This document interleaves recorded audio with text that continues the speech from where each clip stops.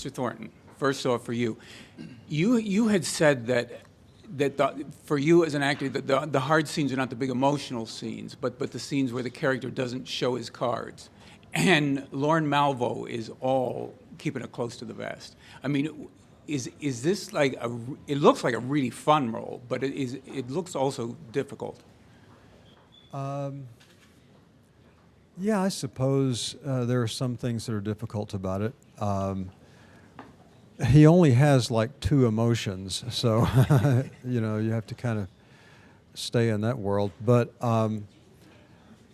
I mean, I guess these days the most difficult thing for me is when the physical conditions are bad also. And I felt the hardest thing for me was talking in 40 below weather because your mouth tightens up.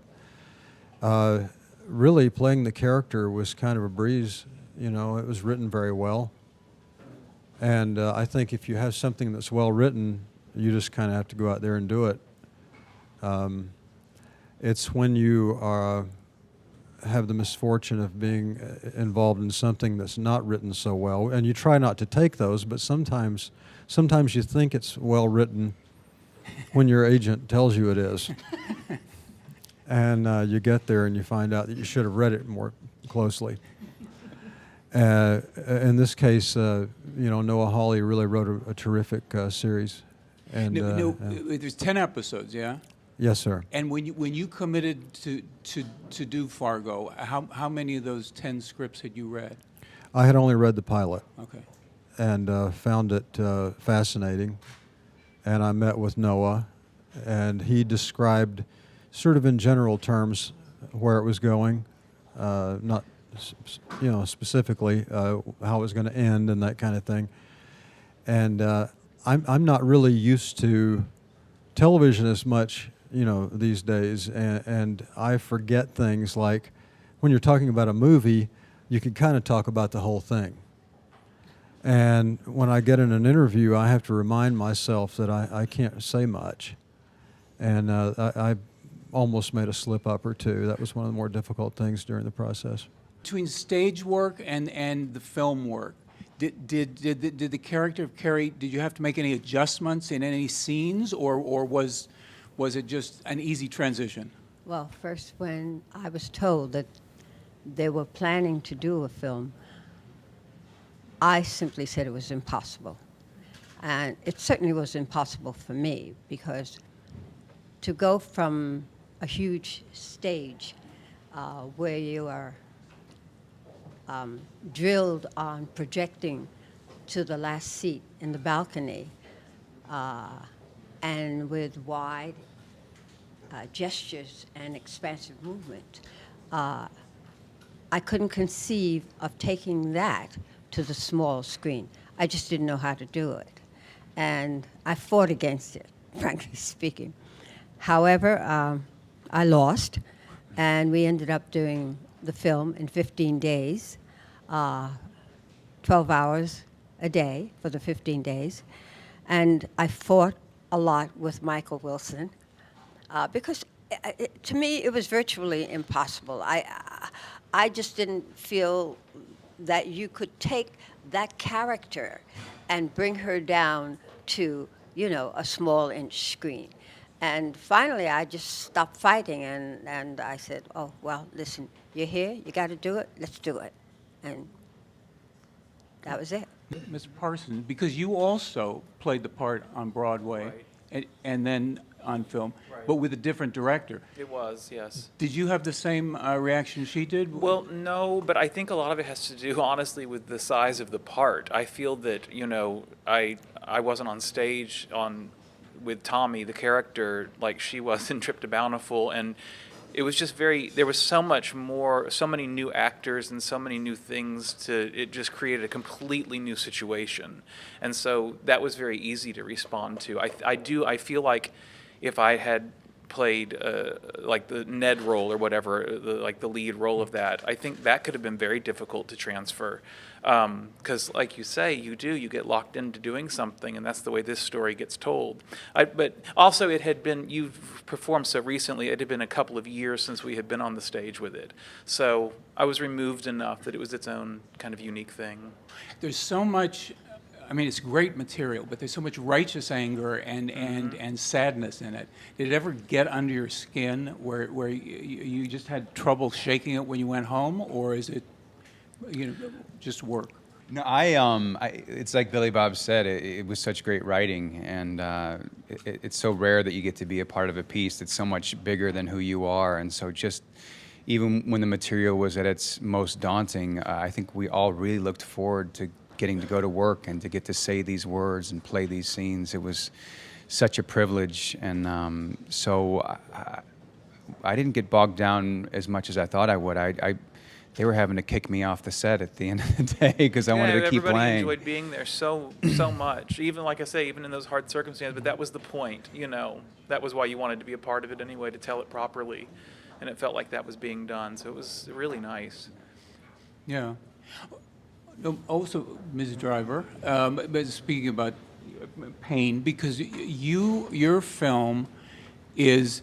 I mean, the writer-director is very clear that this is based on his life, about him and his wife's experience with a stillborn child. I mean, it's very painful. And, I mean, so, again, did you feel it's a really meaty role, but there's a responsibility that not only to do the scene, but to tell this man's story, this man who's standing 6 feet from you. Yeah. It was, that was one of my first questions to him. I simply had no idea the scene that was written in this very beautiful script that he'd written, where his wife gave birth to their child, who was stillborn, how he was going to direct the scene, how you could possibly separate yourself enough to be a sort of practical, pragmatic director and also be watching the reenactment of the very worst moment of your life. And he's an extraordinary person, and I think the telling of the story, the memorial of his son, it was more important. But for me as an actor, I've never even come close to doing anything as extraordinarily hard and awful. And it stayed with me, and I'm not a method actor in any way, shape or form. I like to think and read and prepare and do, and then go home and have dinner with my family. And I couldn't. I used to go home and get into bed with my kid and just watch him sleep for probably 2 or 3 hours until I could have calmed down enough to sleep. It was very other, the whole experience. Your show was in the 3rd season when you started? Yeah, I came onto it 3rd season, and but every season is a whole different cast and a whole different concept and a whole different story. And I'd actually been a huge fan of the show, watched every episode of it, and just liked that it was a TV show that was doing something that I felt like nothing else on TV was doing, and kind of taking risks and having these amazing actors and actresses coming onto it. And so I randomly got a call from Ryan being like, "Would you come on this season?" And I was so excited. And then I was like, "Wait, what is it about?" And he basically just gave me an outline of the character and was like, "This is all I can tell you. So just if you're in, you're in, and if you're not, you're not." And I remember that was more nerve-wracking than any audition would have been, because then I would have at least gotten to see like the words on the page. But this was literally just listening to someone tell me it's going to be great and have to kind of take the leap of faith that it's going to be. And especially the first episode, the subject matter for my character was kind of rough, and there was this rape scene that was pretty gruesome, and I kind of just had that moment of like, I'm going to say yes. Like me a couple years ago probably would have said no to this, and I'm going to say yes and kind of see where it takes me. So yeah, that was terrifying. Yeah. But now, did you do a reading for Fargo? Did you send them clips? Well, I did. I'm based in Chicago, so that the script came across my Chicago agent, and I put myself on tape and sort of sent it off into the ether, like we do so many things. And then, 6 weeks later, I got a call that I needed to go to New York and do a screen test. So which is a little bit of an unusual process for someone who's just kind of plodding along, hoping for commercial projects in Chicago. So then I went and got to do a screen test with Noah Hawley, our writer, and Adam Bernstein and Rachel Tenner, and tested on a Saturday and got the call on a Thursday that I had the role. You lost 40 pounds in the middle of filming this, right? I mean, did they stop filming, or did they shoot around you? Yeah, I think one of the reasons we were so lucky, one of the many reasons we were so lucky to get to do it at HBO, is that they were willing to shut down production for 2.5 months or Something like that, Something yeah. like that. And the press material, and I always believe press material, As you should. As you should. said that sometimes you were so weak you would have a hard time standing up. Yeah. But okay, so but a lot of your scenes, where do you get that actor's energy then? Because acting, as you may know, requires a lot of energy. I conserved as best I could, and getting to work on the material, even at my weakest, I had such a greater appreciation for life than I've ever had, and I think it was very vitalizing to get to work on well-written scenes, and they were kind enough to understand that I would just sort of cordon myself off between takes or between setups and sit in my chair and drink my tea, and then come back and do a take or do a scene. It was very much like watching a machine at work, like a literal machine. I didn't work that many days with. I think we only had one day after you had lost all the weight together, and it was he would sort of shut down, and one minute he'd be talking and he'd sound like this. Oh, he didn't look like this, but he sounded like that. And the next minute he'd either be kind of gone or he would literally excuse himself. I need to go, and he would go away, and but would always be very, like you say, the energy was there for every take. It was kind of an amazing thing, kind of. No, it was really wonderful. I mean, how many takes do you do of a monologue like that? I just do it. I don't count the takes unless it's necessary. I don't count the takes, period. Mm-hmm. But if it has to be, if I have to do a retake, it comes from the director, not from me. And I think because of my process, I come in as a character. When I leave my house and I enter the studio, I try to have her from A to Z so that whenever a particular scene is going to be shot, I can push that button and it's there. Mm-hmm. So I try to know the whole woman so that there are no questions in my mind. When he says, let's do scene 26 or something, I just push that button and I go right to that. And so I don't do many retakes. I don't. No, I wanted to ask, because you had done a TV series, I think, 20 years ago? 60 years ago. I started out in the sort of early 80s, when you're just struggling and whatever, and I would do TV things here and there, like Matlock and Knots Landing and that kind of thing, Mm-hmm. And then I got on a series called The Outsiders, based on the S.E. Hinton book and the Coppola movie and all that, which lasted one season. It's when Fox was very young. Maybe it had been around a year or two or something.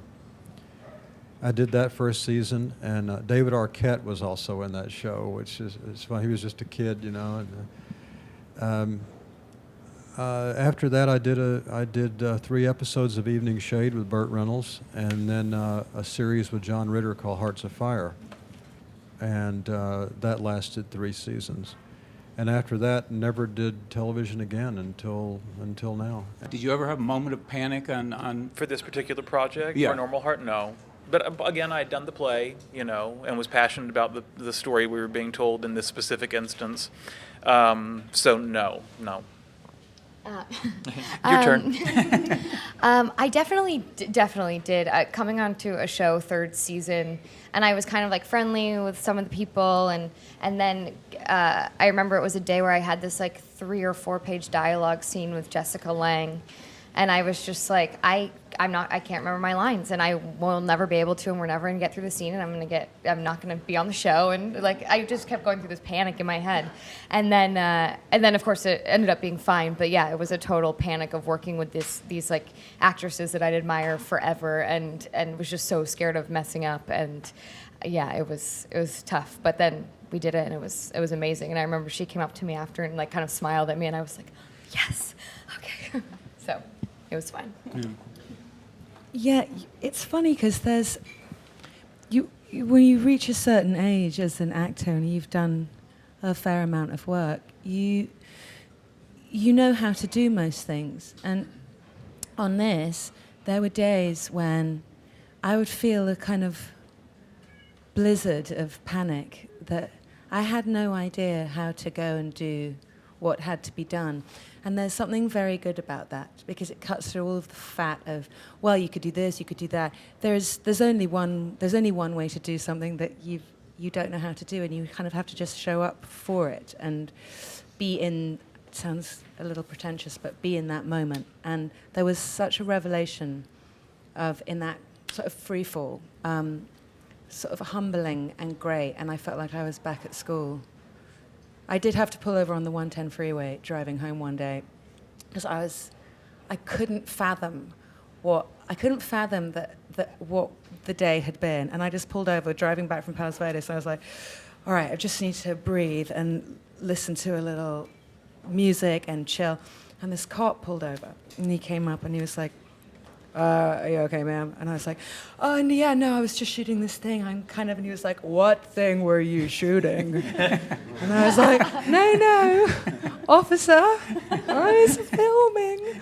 And then I burst into tears, obviously, because he was an officer of the law and I thought he was going to arrest me. And then I ended up telling him a bit about the film. And it was really, it affected every aspect of my life in a way nothing else ever really has. And I don't think that's a bad thing. I think I got stuck in a bit of a rut, and it was great. Yeah. I think that,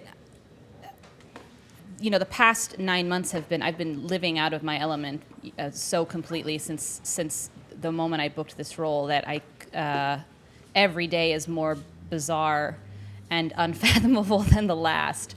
I kind of told myself, just going into filming, like on my way up to Calgary, that as a person who was prone to anxiety anyway, that I was going to have to set that aside because otherwise I would live in fear all of the time and I wouldn't be able to work because I literally was learning to make a television show as I was going because I'd never done it before.